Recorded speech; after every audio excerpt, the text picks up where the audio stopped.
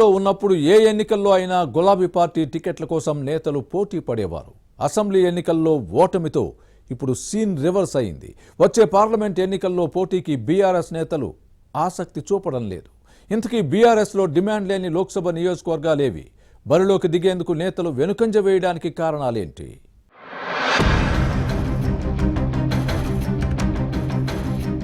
ఎన్నికలంటే గులాబీ పార్టీలో టికెట్ల కోసం ఓ రేంజ్ లో పోటీ ఉండేది. సీట్లు దక్కించుకోవడానికి తీవ్రంగా ప్రయత్నాలు చేసేవారు.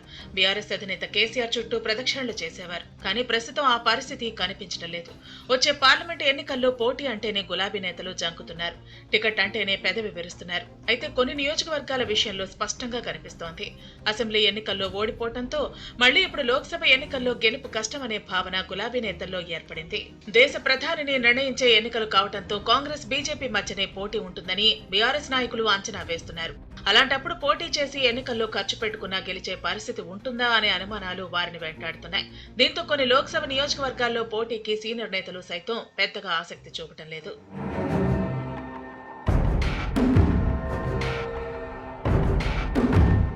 అధికారంలో ఉన్నప్పుడు కనీసం క్యాడర్ను గుర్తించలేదని బీఆర్ఎస్ పార్లమెంట్ నియోజకవర్గాల సమీక్ష సమావేశాల్లో కార్యకర్తలు ఆగ్రహం వ్యక్తం చేస్తున్నారు.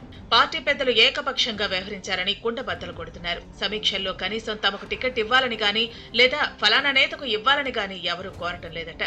అసెంబ్లీ ఎన్నికల్లో ప్రజలు షాక్ ఇవ్వడంతో లోక్సభ ఎన్నికల్లో పోటీపై నేతలు ఆలోచనలో పడ్డారు.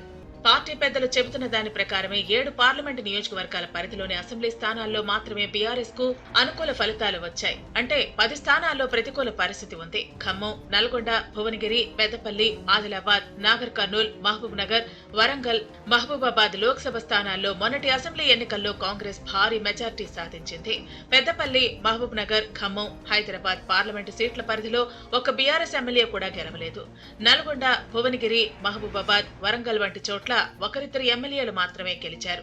ఇలాంటి నియోజకవర్గాల్లో టికెట్ కోసం పెద్దగా పోటీ కనిపించడం లేదు.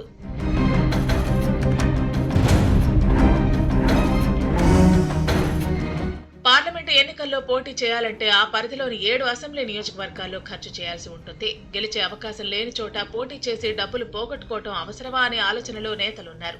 కొన్ని చోట్ల సిట్టింగ్ ఎంపీలు సైతం ఆసక్తి చూపటం లేదని తెలుస్తోంది. ఒకవేళ పార్టీ అధిష్టానం టికెట్ తో ఫండ్ ఇస్తే బరిలో దిగాలనే ఆలోచనలో ఉన్నారు. పార్లమెంటు ఎన్నికల్లో పోటీ చేసి ఓడిపోతే రాజకీయ భవిష్యత్తు ప్రశ్నార్థకం అవుతుందనే ఆందోళన నెలకొంది. టికెట్ కోసం ప్రయత్నించడం కాకుండా పార్టీ కోసం పనిచేస్తామని చెప్పి లోక్సభ ఎన్నికల బరి నుంచి తప్పుకునేందుకు పలువురు సీనియర్ నేతలు పావులు కదుపుతున్నట్లుగా తెలుస్తోంది. మరోవైపు పరిస్థితులు ప్రతికూలంగా ఉండటంతో బీఆర్ఎస్ పెద్దలు అలర్ట్ అయ్యారు. నేతల్లో క్యాడర్లో ఆత్మస్థైర్యం నింపే పనిలో పడ్డారు. ఇందుకోసం పార్లమెంటు సమీక్ష సమావేశాలు కూడా నిర్వహించారు. ఓటమి తాత్కాలికమే అంటూ భరోసా నింపే ప్రయత్నం చేస్తున్నారు. అయితే 2014లో 11 స్థానాల్లో గెలిచిన బీఆర్ఎస్ 2019లో 9 పార్లమెంటు స్థానాలకే పరిమితమైంది. మెజార్టీ అసెంబ్లీ స్థానాల్లో విజయం సాధించి అధికారంలోకి వచ్చినప్పటికీ లోక్సభ ఎన్నికల్లో మాత్రం అన్ని సీట్లలో గెలవలేకపోయింది. ఇటీవల జరిగిన అసెంబ్లీ ఎన్నికల్లో 39 అసెంబ్లీ స్థానాలతో సరిపెట్టుకోవాల్సి వచ్చింది. దీంతో బీఆర్ఎస్ నేతల్లో గెలుస్తామనే ధీమా కొరవడింది. లోక్సభ ఎన్నికల్లో బీఆర్ఎస్ తరపున పోటీకి కొన్ని స్థానాల్లో నేతలు ముందుకు రాకపోవడంతో గులాబీ బాస్ టికెట్లు ఎవరికిస్తారు, ఎవరిని బరిలోకి దింపుతారు అనే అంశాలు హాట్ గా మారాయి.